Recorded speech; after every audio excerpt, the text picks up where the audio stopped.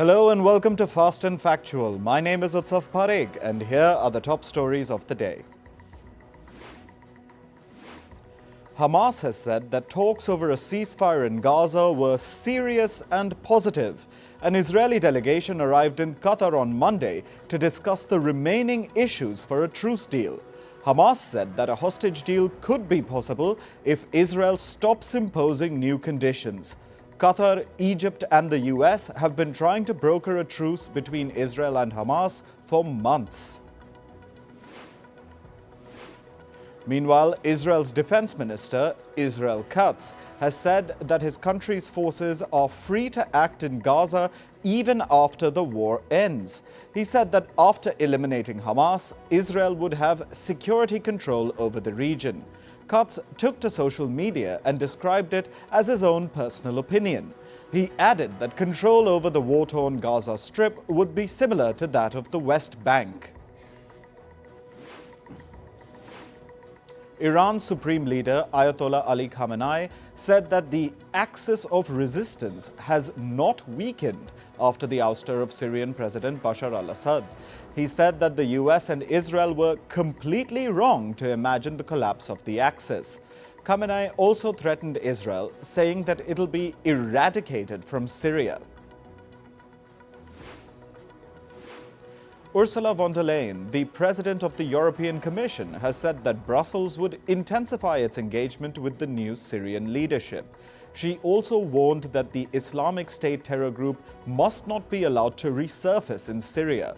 Von der Leyen made the comments after speaking with Turkish President Recep Tayyip Erdogan. Earlier this week, the EU had sent an official to engage with Syria's new rebel-led government. Luigi Mangione, the suspected shooter of United Health Group executive Brian Thompson, has been indicted by the Manhattan District Attorney's Office. He has been accused of fatally shooting Thompson on a Manhattan street earlier this month. Prosecutors allege that the 26-year-old intended to sow terror with the targeted, well-planned attack. Mangione faces 11 charges, including first-degree murder and terrorism. A senior US military official has said that North Korea has suffered several hundred casualties in Russia's Kursk region. The troops were sent by Pyongyang to support Russia in its war against Ukraine. They were reportedly killed while fighting. The US official added that these North Korean troops did not appear to be battle-hardened. This allegedly contributed to the significant number of casualties. The head of the Russian army's chemical weapons unit, Igor Kirillov, was killed in Moscow on Tuesday. The Ukrainian army claimed responsibility for the attack. This was the most senior Russian military official killed in the ongoing war. Kirillov was killed along with an assistant after an explosive device attached to a scooter went off outside a building in southeastern Moscow. Russia has passed a law to suspend groups designated as terrorist organizations by the country. The new law, approved in the parliament, paves the way for Moscow to normalize ties with the Taliban along with the new leadership of Syria. This move will allow courts to remove such terror organizations from the country's official banned list. Moscow stitched ties with the Taliban after they seized power in Afghanistan. Ukrainian President Volodymyr Zelensky urged his allies to send more aid for troops. He made the appeal during his meeting with Polish Prime Minister Donald Tusk. Both the leaders also discussed Ukraine's NATO membership bid. Zelensky is also set to meet NATO chief Mark Rutte and several European leaders later today. He said that the meetings will focus on strengthening Ukraine on the battlefield. Canada has announced new security measures for its borders with the US. This includes enhanced surveillance for a joint task force to tackle transnational organized crime. The announcement came after US President-elect Donald Trump warned of a 25% tariff on Canadian goods starting next year, unless Canada restricts irregular migration and illegal drug trafficking across the border. India's National Security Advisor Ajit Doval met Chinese Foreign Minister Wang Yi in Beijing. The meeting focused on maintaining peace and tranquility along border areas. The talks were aimed at reviving bilateral relations between India and China. Ties between the two countries soured due to a military standoff in eastern Ladakh in the year 2020. The 23rd round of special representative talks were held following an October 21st agreement on disengagement in the region. South Korea's Foreign Minister Cho Tae-yul said that the government sought to restore its credibility. This comes days after President Yoon Suk-yeol was impeached for briefly imposing martial law in the country. The foreign minister said that he and the acting president, Han Duck-soo, recently spoke to US President Joe Biden. He added that Biden expressed unwavering support and confidence in the US-South Korea alliance. The death toll has risen to 14 after an earthquake hit the Pacific island nation of Vanuatu. The quake triggered a brief tsunami warning and left over 200 people injured. Rescue operations are underway. The country has declared a 7-day state of emergency along with an overnight curfew. Oman has stopped issuing new permits for importing eggs from India. An Indian lawmaker has raised the issue of Oman blocking Indian egg exports in Parliament. This has dealt a significant blow to the Indian industry, as Oman has been a significant market for India's egg exports.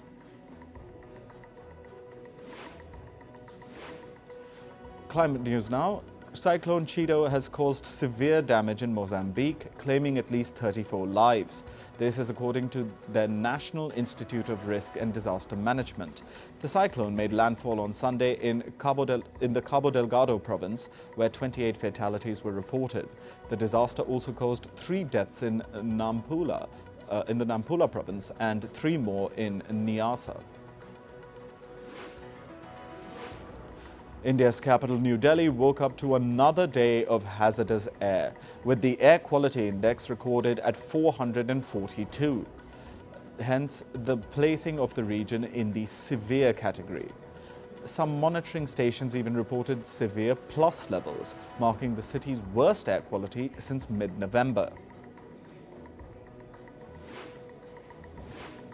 On the shores of Venezuela, a coral conservation project is thriving beneath the waves. In the San Esteban National Park, located on the Santo Domingo island in Carabobo, a foundation supported by the government is cultivating 6 species of stony coral. This is to combat the effects of climate change on reefs. Global warming, acidification, and ecosystem diseases have left shallow water coral vulnerable to bleaching.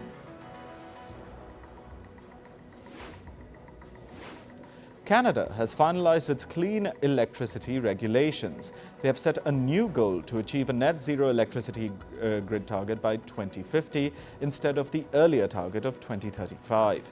The adjustment follows feedback from provinces and energy stakeholders who raised concerns about reliability, cost, and potential stranded assets under the original plan.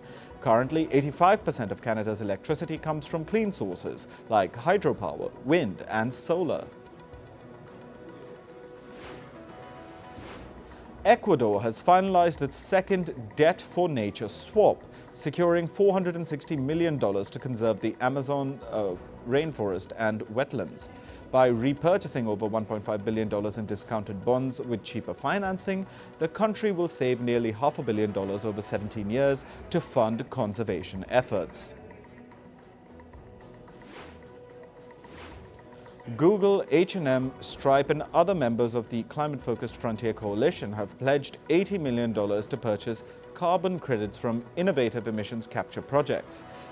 These include a firm repurposing oil industry technology to capture paper mill emissions and another firm that will use rocks to absorb emissions from sewage plants.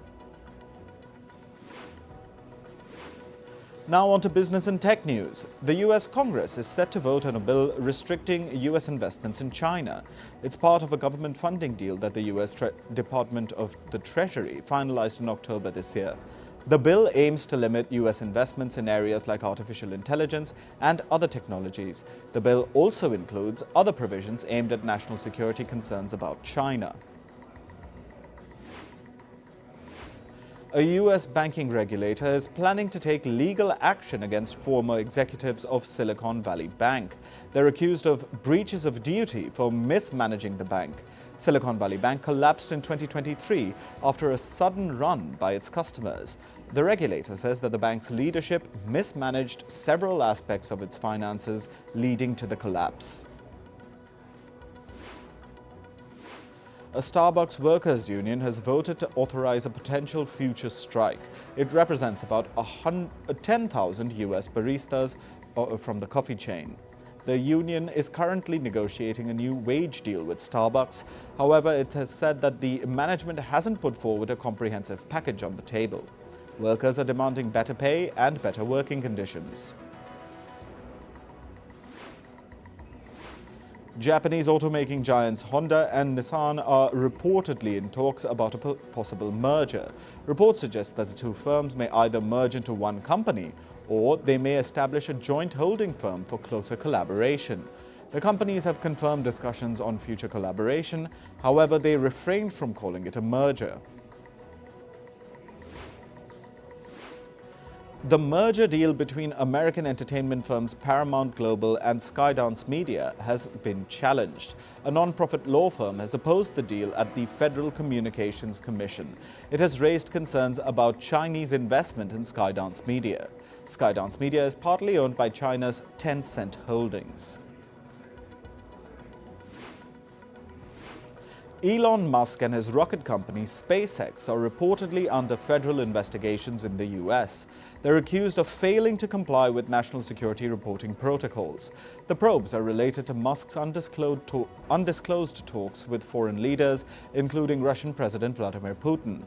As U.S. government contractors, SpaceX and its CEO Musk are required to disclose this information to U.S. authorities.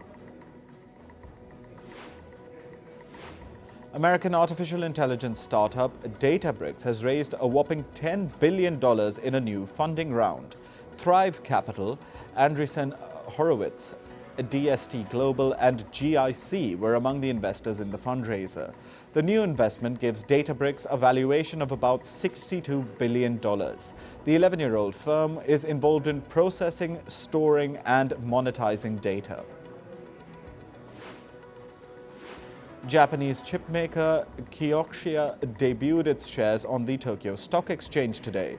The firm's share prices rose by 14%, sending its market valuation to over $5.8 billion. Kioxia raised about $800 million during the initial public offering. It aims to use the funds for the construction of a new facility. A European Union data privacy regulator has imposed a $263 million fine on social media giant Meta. This is over a 2018 Facebook data breach that affected about 29 million users. At the time, hackers exploited Facebook's feature called View As. It allowed users to see what their own profile looked like to someone else. The Democratic Republic of the Congo has sued Apple in France and Belgium. It accused the iPhone maker of using minerals extracted by armed groups. Apple has denied the allegations. The iPhone maker said that its suppliers stopped buying conflict minerals from the Democratic Republic of the Congo and Rwanda. Moving to sports, we start with cricket. The third test between India and Australia in Brisbane ended in a draw. Rain forced play to be abandoned following tea on day 5 at the Gabba. India, chasing 267 runs for victory, were 8-0 in their second innings when bad light stopped play. The match could not resume after the break. The 5-test series is tied at 1-1. Indian spinner Ravichandran Ashwin has declared international retirement. He announced his retirement after the third Border-Gavaskar test in Brisbane. Ashwin leaves the game as India's second highest wicket taker in the test format. His retirement is effective immediately. Mitchell Santner has been named New Zealand's white ball captain. The left-arm spinner replaces Kane Williamson at the position, who resigned after the T20 World Cup. Santner's first major assignment will be the Champions Trophy next year. Santner has previously captained in 24 T20 internationals. The West Indies have appointed Darren Sammy as their new head coach. The former captain will be guiding them in all three cricket formats. Sammy's first task will be helping his team win the home test series against Australia in June 2025. In football, Real Madrid winger Vinicius Jr. has been awarded the FIFA Best Men's Player 2024. This is for his stellar season with the Los Blancos. He played a vital role in Real Madrid's successful 2023-24 season. After the announcement, Vinicius said, and I quote, "It seemed impossible when I played barefoot in the streets of São Gonçalo, and now I'm here." Meanwhile, Barcelona midfielder Aitana Bonmati was named Women's Player of the Year at the FIFA Best Awards. This is her second year in a row. She was a crucial part of the Spanish team that won the 2023 Women's World Cup tournament. Aston Villa's Emilio Martinez has been awarded the best FIFA men's goalkeeper for the second time in 3 years. The Argentine World Cup winner has also claimed the honor in 2022. The 32-year-old goalkeeper further solidified his status by winning the Yashin Trophy at this year's Ballon d'Or Awards. Marcus Rashford has openly discussed his readiness for a new challenge. His remarks come amid speculation about his future at Manchester United. Rashford has been with United for at least 20 years. His comments signal that his stint with the club might be nearing an end. The National Basketball Association in the US has changed the All-Star game into an All-Star tournament. This new format will be implemented for the upcoming season in San Francisco. The tournament will feature 4 teams and 3 games. Each game will end when a team reaches 40 points. Conor McGregor has announced that he will take part in a fight with Logan Paul. The exhibition match will take place in India. This will be McGregor's first fight since breaking his leg in 2021. After the fight, he plans to return to the UFC, or Ultimate Fighting Championship. In entertainment news, the Academy of Motion Picture Arts and Sciences has unveiled the shortlist for the 97th Oscars. Emilia Perez is leading the way with 6 mentions, including makeup, sound, original score, international feature, and 2 for original songs. Following closely behind is Wicked, which secured 4 nominations. Conan O'Brien is set to host the 2025 Oscars, scheduled for March 2nd. Megan Thee Stallion has filed a restraining order against Tory Lanez. She's claiming that he is harassing her from behind bars while serving a 10-year sentence for a 2020 incident in which he shot at her feet. In a detailed 194-page filing, Megan Thee Stallion's legal team describes Lanez as a violent and dangerous criminal. They allege that Lanez continues to terrorize Megan Thee Stallion from prison. Hyesung, a member of the K-pop group Vanna, has been discharged from compulsory military service just a month after enlisting, citing medical reasons. According to Clap Entertainment, Hyesung was hospitalized 2 weeks after his November 2024 enlistment for a detailed medical examination. The Military Manpower Administration later ruled him unfit for active military service. Ariana Grande fans were buzzing over the weekend with rumors of a 2025 tour. Speaking at an event, Grande herself addressed the speculation, emphasizing that her current focus is on acting. She said, and I quote, "Music and being on stage will always be a part of my life."